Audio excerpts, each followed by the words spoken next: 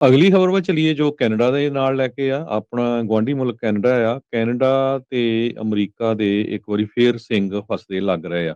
ਹਰ ਰੋਜ਼ update ਆ ਰਹੀ ਆ। ਅੱਜ ਪ੍ਰੈਜ਼ੀਡੈਂਟ ਟਰੰਪ ਉਹਨਾਂ ਨੇ ਥ੍ਰੈਟ ਕੀਤਾ ਹੈ ਉਹਨਾਂ ਨੂੰ ਕਿ 35% ਆਪਾਂ ਕੈਨੇਡਾ ਦੀਆਂ ਜਿਹੜੀਆਂ ਚੀਜ਼ਾਂ ਹੈਗੀਆਂ ਉਹਨਾਂ ਦੇ ਉੱਤੇ ਟੈਰਿਫ ਲਾਉਣ ਜਾ ਰਹੇ ਹੈਗੇ ਆ।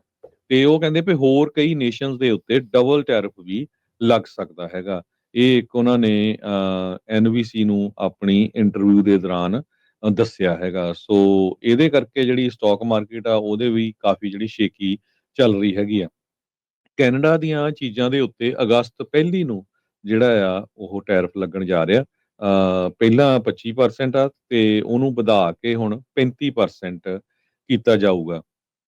ਇਹਦੇ ਸੰਬੰਧ ਦੇ ਵਿੱਚ ਕੈਨੇਡਾ ਦੇ ਪ੍ਰਾਈਮ ਮਿਨਿਸਟਰ ਮਾਰਕ ਕਾਰਨੀ ਉਹਨਾਂ ਨੇ ਐਕਸ ਦੇ ਉੱਤੇ ਕਿਹਾ ਵੀ ਅਸੀਂ ਪੂਰੀ ਨੈਗੋਸ਼ੀਏਸ਼ਨ ਦੇ ਦੌਰਾਨ ਜੋ ਅਮਰੀਕਾ ਦੇ ਨਾਲ ਨੈਗੋਸ਼ੀਏਸ਼ਨ ਚੱਲ ਰਹੀ ਸੀ, ਕੈਨੇਡਾ ਦੀ ਸਰਕਾਰ ਨੇ ਆਪਣੇ ਵਰਕਰਸ ਤੇ ਆਪਣੇ ਬਿਜ਼ਨੈਸਸ ਨੂੰ ਇੱਕ ਤਰ੍ਹਾਂ ਦੇ ਨਾਲ ਡਿਫੈਂਡ ਕਰਨ ਦੀ ਕੋਸ਼ਿਸ਼ ਕੀਤੀ ਹੈਗੀ ਆ। ਤੇ ਕਹਿੰਦੇ ਵੀ ਅਸੀਂ ਇਦਾਂ ਹੀ ਕਰਦੇ ਰਹਾਂਗੇ। ਅਗਸਤ ਪਹਿਲੀ ਤਾਈਂ ਨੈਗੋਸ਼ੀਏਸ਼ਨ ਚੱਲਦੀ ਰਹੂਗੀ ਜਦੋਂ ਤੱਕ ਪੂਰਾ ਜਿਹੜਾ ਟੈਰਿਫ ਆ ਉਹ ਨਹੀਂ ਲੱਗ ਜਾਂਦਾ ਹੈਗਾ। ਸੋ 1 ਅਗਸਤ ਤੋਂ 35% ਤੱਕ ਜਿਹੜਾ ਟੈਕਸ ਆ ਉਹ ਲੱਗ ਸਕਦਾ ਹੈ। ਕੈਨੇਡਾ ਜਿਹੜਾ ਆਪਣਾ ਗੁਆਂਢੀ ਮੁਲਕ ਆ ਉਹ ਯੂਐਸਏ ਦੀਆਂ ਚੀਜ਼ਾਂ ਦਾ ਸਭ ਤੋਂ ਵੱਡਾ ਬਾਇਰ ਆ। 349 ਬਿਲੀਅਨ ਡਾਲਰ ਵਰਥ ਜਿਹੜਾ ਸਮਾਨ ਆ ਉਹ ਡਿਪਾਰਟਮੈਂਟ ਆਫ ਕਾਮਰਸ ਦਾ ਜੋ ਡਾਟਾ ਆ ਉਹ ਸ਼ੋ ਕਰ ਰਿਹਾ ਵੀ ਕੈਨੇਡੀਅਨ ਲੋਕ ਅਮਰੀਕਾ ਤੋਂ ਖਰੀਦਦੇ ਹੈਗੇ ਆ। ਜਦ ਕਿ ਕੈਨੇਡਾ ਤੋਂ 413 billion dollar worth of goods ਜੋ ਉਹ ਯੂਐਸਏ ਨੂੰ ਸ਼ਿਪ ਹੁੰਦੀਆਂ ਹੈਗੀਆਂ। ਸੋ ਟੈਰਿਫ ਦੇ ਮਾਮਲੇ 'ਚ ਬੈਕ ਫੋਰਥ ਦੋਨੋਂ ਪਾਸੇ ਚੱਲ ਰਿਹਾ ਸੀ। ਜੇ ਓਵਰਆਲ ਆਪਾਂ ਮੁਲਕਾਂ ਦੀ ਗੱਲ ਦੱਸਦੇ ਜਾਈਏ, ਚਾਈਨਾ ਦੇ ਉੱਤੇ ਆਲਰੇਡੀ ਇਫੈਕਟਿਵ ਆ 30% ਟੈਰਿਫ ਜੋ ਆ। ਤੇ ਕਹਿੰਦੇ ਵੀ 54% or flat 100 fee on packages worth $800 or lace.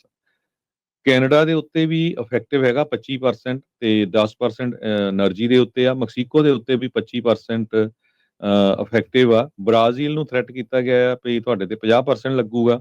BRICS ਦੇ ਜਿਹੜੇ ਮੈਂਬਰਸ ਹੈਗੇ ਆ ਜੇ ਨਹੀਂ ਟਲੇ ਤਾਂ ਉਹਨਾਂ ਤੇ 10% ਹੋਰ ਲਾਇਆ ਜਾਊਗਾ। ਯੂਨੀਵਰਸਲ ਟੈਰਿਫ ਜੋ ਓਵਰਆਲ ਆ ਉਹ 10% ਆ ਤੇ ਰੈਸੀਪ੍ਰੋਕਲ ਟੈਰਿਫ ਆ ਉਹ ਲਗਭਗ 50% ਦੇ ਕਰੀਬ ਚੱਲ ਰਿਹਾ ਹੈਗਾ। ਕਾਪਰ ਦੇ ਉੱਤੇ 50% ਤੇ ਟੈਰਿਫ ਲਾਉਣ ਦੀ ਗੱਲ ਕੀਤੀ ਆ। ਸੋ ਜੇ 50% ਟੈਰਿਫ ਕਾਪਰ ਤੇ ਲੱਗਦਾ ਕਹਿੰਦੇ ਵੀ ਕੰਸਟਰਕਸ਼ਨ ਤੇ ਹੋਰ ਬਹੁਤ ਸਾਰੀਆਂ ਇੰਡਸਟਰੀ ਦੇ ਉੱਤੇ ਇਹਦਾ ਅਸਰ ਪਊਗਾ ਕਿਉਂਕਿ ਕਾਪਰ ਬਹੁਤ ਜਗ੍ਹਾ ਯੂਜ਼ ਕੀਤਾ ਜਾਂਦਾ। ਆਟੋਮੋਬਾਈਲ ਦੇ ਉੱਤੇ 25% ਦੇ ਕਰੀਬ, ਸਟੀਲ ਐਲੂਮੀਨੀਅਮ ਦੇ ਉੱਤੇ 50% ਇਫੈਕਟਿਵ ਆ ਆਲਰੇਡੀ। ਜੀ ਬਿਲਕੁਲ ਹਰਜੋਤ ਸਿੰਘ ਜੀ। ਸੋ ਇਹਨਾਂ ਦੀ ਆਈ ਥਿੰਕ 21 ਜਾਂ 22 ਤਰੀਕ ਮਾਫੀ ਚਾਹੁੰਦਾ ਉਹ ਹੈਗੀ ਆ ਡੈਡਲਾਈਨ ਜਿਸ ਦੀ ਪਹਿਲਾਂ ਮੋਹਲਤ ਮਿਲੀ ਹੋਈ ਆ ਕੈਨੇਡਾ ਦੇ ਨਾਲ ਟ੍ਰੇਡ ਡੀਲ ਨੂੰ ਜਿਹੜਾ ਉਹ ਲੈ ਕੇ।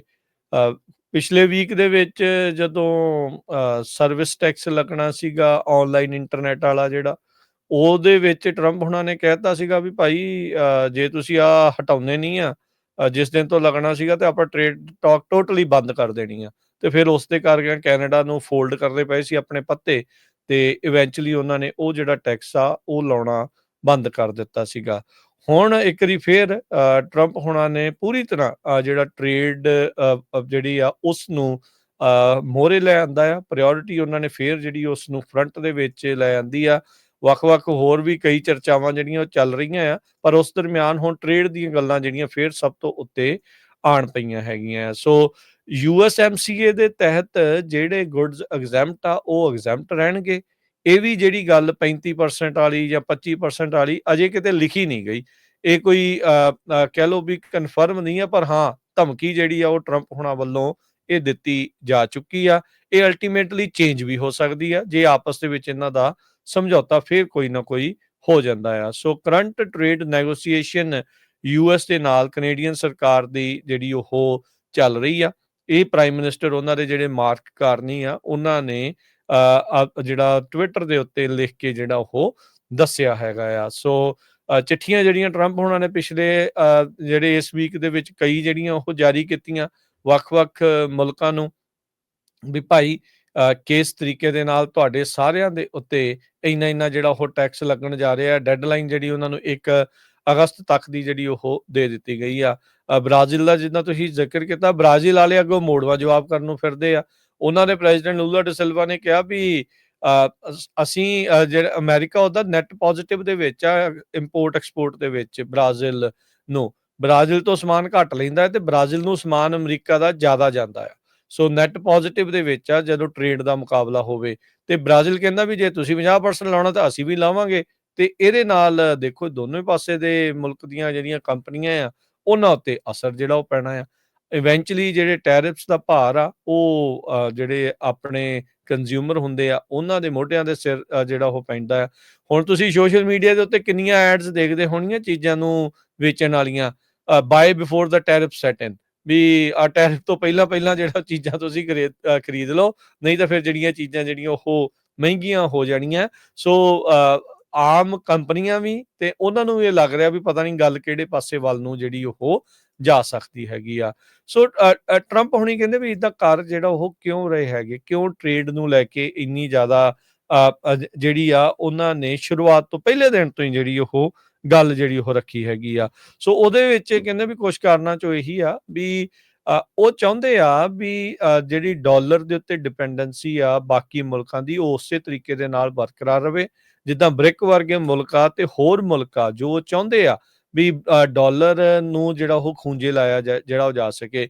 ਕਹਿੰਦੇ ਇਵੈਂਚੁਅਲੀ ਜਦੋਂ ਟ੍ਰੇਡਸ ਦੀਆਂ ਪਰਸੈਂਟੇਜ ਵੱਧਦੀ ਆ ਘਟਦੀ ਆ ਜਿੱਦਾਂ ਵੀ ਡੀਲ ਹੁੰਦੀ ਆ ਤਾਂ ਉਹਨਾਂ ਮੁਲਕਾਂ ਨੂੰ ਆਪੋ ਪਾਸੇ ਅੰਦਰ ਜਿਹੜੇ ਉਹਨਾਂ ਦੇ ਸੈਂਟਰਲ ਬੈਂਕ ਹੁੰਦੇ ਆ ਉਹਨਾਂ ਦੇ ਉੱਤੇ ਦਬਾਅ ਪੈਂਦਾ ਆ ਵੀ ਭਾਈ ਆਪਾਂ ਹੁਣ ਲੋਕਾਂ ਨੂੰ ਕਿਸੇ ਪਾਸੇ ਤੋਂ ਰਾਹਤ ਦੇਣੀ ਪੈਣੀ ਆ। ਸੋ ਇੰਟਰਸਟ ਰੇਟ ਜਿਹੜੇ ਉਹ ਕਹਿੰਦੇ ਘਟਾ ਸਕਦੇ ਆ। ਸੋ ਇਹ ਹੁਣ ਇਸ ਤਰੀਕੇ ਦੇ ਨਾਲ ਜਿਹੜਾ ਇਸ ਨੂੰ ਵੀ ਜਿਹੜਾ ਉਹ ਦੇਖਿਆ ਜਾ ਰਿਹਾ ਆ ਤੇ ਪੇਸ਼ ਕੀਤਾ ਜਾ ਰਿਹਾ ਵੀ ਭਾਈ ਟਰੰਪ ਹੁਣਾਂ ਦੇ ਇਹ ਜਿਹੜੇ ਟ੍ਰੇਡ ਨੈਗੋਸੀਏਸ਼ਨ ਆ ਉਹ ਬਾਕੀ ਮੁਲਕਾਂ ਦੇ ਸੈਂਟਰਲ ਬੈਂਕਸ ਦੇ ਉੱਤੇ ਦਬਾਅ ਪਾਉਣ ਦਾ ਇੱਕ ਨੀਤੀ ਆ, ਇਹ ਇੱਕ ਤਰੀਕਾ ਆ ਤਾਂ ਜੋ ਉੱਥੇ ਲੋਕਾਂ ਦੇ ਲਈ ਇੰਟਰਸਟ ਰੇਟਸ ਜਿਹੜੇ ਉਹ ਘੱਟ ਹੋਣ। ਪਰ ਹਾਲ ਦੀ ਘੜੀ ਅਮਰੀਕਾ 'ਚ ਅਜੇ ਤੱਕ ਜਿਹੜੇ ਉਹ ਘੱਟ ਨਹੀਂ ਹੋਏ ਹੈਗੇ ਤੇ ਡਾਲਰ ਦੀ ਜਿਹੜੀ ਸਰਪ੍ਰਸਤੀ ਆ ਉਹ ਬਰਕਰਾਰ ਰਵੇ। ਉਸ ਦੇ ਲਈ ਇਹ ਜਿਹੜੀਆਂ ਟ੍ਰੇਡ ਨੈਗੋਸੀਏਸ਼ਨ ਟੈਰਿਫ ਵਾਰਸ ਜਿਹੜੀਆਂ ਉਹ ਚੱਲ ਰਹੀਆਂ ਨੇ।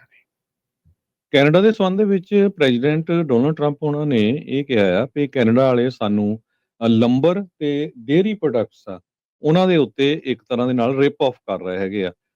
ਕੈਨੇਡਾ ਨੇ 250% ਜਿਹੜਾ ਟੈਰਿਫ ਆ ਯੂਐਸ ਦੀ ਜਿਹੜੀ ਡੇਅਰੀ ਐਕਸਪੋਰਟ ਆ ਉਹਦੇ ਉੱਤੇ ਲਾਇਆ ਹੋਇਆ ਹੈਗਾ ਤੇ ਉਹ ਕਹਿੰਦੇ ਵੀ ਅਮਰੀਕਨ ਵੀ ਮੈਚ ਕਰੂਗੇ ਟੈਰਿਫ ਡਾਲਰ ਫॉर ਡਾਲਰ ਜੇ ਇਹ ਸਮਝੌਤਾ ਕੋਈ ਨਹੀਂ ਹੁੰਦਾ ਹੈਗਾ।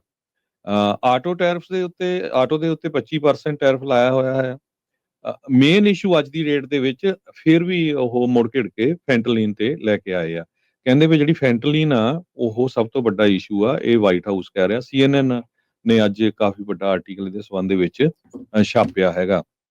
USA ਦੇ ਵਿੱਚ 21,899 ਪਾਉਂਡ ਫੈਂਟਲਿਨ ਜੋ ਸੀਜ਼ ਕੀਤੀ ਗਈ ਸੀ 2024 ਸਾਲ ਦੇ ਵਿੱਚ ਤੇ ਇਹ ਜੋ ਕੈਨੇਡਾ ਵਾਲੀ ਸਾਈਡ ਤੋਂ ਆਈ ਸੀ। ਤੇ ਇਸ ਦੇ ਸੰਬੰਧ ਦੇ ਵਿੱਚ ਟਰੰਪ ਉਹਨਾਂ ਨੇ ਇਹ ਕਿਹਾ ਵੀ ਜੇ ਕੈਨੇਡਾ ਵਾਲੇ ਫਲੋ ਆਫ ਫੈਂਟਲਿਨ ਉਸ ਨੂੰ ਰੋਕ ਲੈਣ ਤੇ ਫਿਰ ਮੈਂ ਟੈਰਿਫ ਦੇ ਮੁੱਦੇ ਦੇ ਉੱਤੇ ਐਡਜਸਟਮੈਂਟ ਕਰ ਸਕਦਾ ਹੈਗਾ। ਸਰੋਤਿਆਂ ਨੂੰ ਯਾਦ ਹੋਊਗਾ ਵੀ ਕੈਨੇਡਾ ਦੇ ਪਹਿਲੇ ਜਿਹੜੇ ਪ੍ਰਾਈਮ ਮਿਨਿਸਟਰ ਸੀਗੇ ਮਾਰਕ ਕਾਰਨੀ ਤੋਂ ਪਹਿਲਾਂ ਜਸਟਿਨ ਟਰੂਡੋ, ਉਹਨਾਂ ਨੇ ਆਪਣੇ ਮੁਲਕ ਦੇ ਵਿੱਚ ਫੈਂਟਲਿਨ ਜ਼ਾਰ ਦੀ ਵੀ ਇੱਕ ਪੋਜੀਸ਼ਨ ਸੈਟਅਪ ਕੀਤੀ ਸੀ ਤਾਂ ਕਿ ਫੈਂਟਲਿਨ ਦੇ ਉੱਤੇ ਕਿਸ ਤਰ੍ਹਾਂ ਰੋਕਿਆ ਜਾ ਸਕੇ। ਕੈਨੇਡਾ ਦਾ ਆਪੋਜੀਸ਼ਨ ਦਾ ਲੀਡਰ ਪੀਅਰ ਪੋਲੀਵਰ ਨੇ ਵੀ ਇਹ ਕਿਹਾ ਵੀ ਇਹ ਜੋ ਕੈਨੇਡਾ ਦੇ ਉੱਤੇ ਟੈਰਿਫ ਲਾਏ ਜਾ ਰਹੇ ਆ ਇਹ ਅਨਜਸਟੀਫਾਈਡ ਅਟੈਕ ਆ ਕੈਨੇਡਾ ਦੀ ਇਕਨੋਮੀ ਦੇ ਉੱਤੇ। ਕੈਨੇਡਾ ਵਾਲੇ ਬਹੁਤ ਲੰਮੇ ਸਮੇਂ ਤੋਂ ਅਮਰੀਕਾ ਦੇ ਰਿਲਾਇਬਲ ਪਾਰਟਨਰ ਰਹੇ ਹੈਗੇ ਆ ਤੇ ਅਸੀਂ ਫਰੈਂਡ ਰਹੇ ਹੈਗੇ ਆ। ਸੋ ਸਾਡਾ ਜਿਹੜਾ ਇਹ ਧਿਆਨ ਰੱਖਣਾ ਚਾਹੀਦਾ। ਜੀ, ਇੱਕ ਬ੍ਰੇਕ ਲਵਾਂਗੇ ਹਰਜੋਤ ਸਿੰਘ ਜੀ। ਬ੍ਰੇਕ ਤੋਂ ਬਾਅਦ ਦੇ ਵਿੱਚ ਖਬਰਾਂ ਦਾ ਸਿਲਸਿਲਾ ਇੱਦਾਂ ਹੀ ਜਾਰੀ ਰਹੇਗਾ। ਇਮੀਗ੍ਰੇਸ਼ਨ ਦੇ ਨਾਲ ਸੰਬੰਧਿਤ ਹੋਰ ਬਹੁਤ ਅਹਿਮ ਖਬਰਾਂ ਜਿਹੜੀਆਂ ਆ ਉਹ ਆ ਰਹੀਆਂ।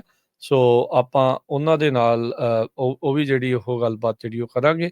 ਸੋ ਜੁੜੇ ਰਹੋ ਇੱਦਾਂ ਪੰਜਾਬੀ ਰੇਡੀਓ USA ਦੇ ਨਾਲ। ਮਿਲਦੇ ਇੱਕ ਛੋਟੀ ਜਿਹੀ ਬ੍ਰੇਕ ਤੋਂ ਬਾਅਦ 'ਚ।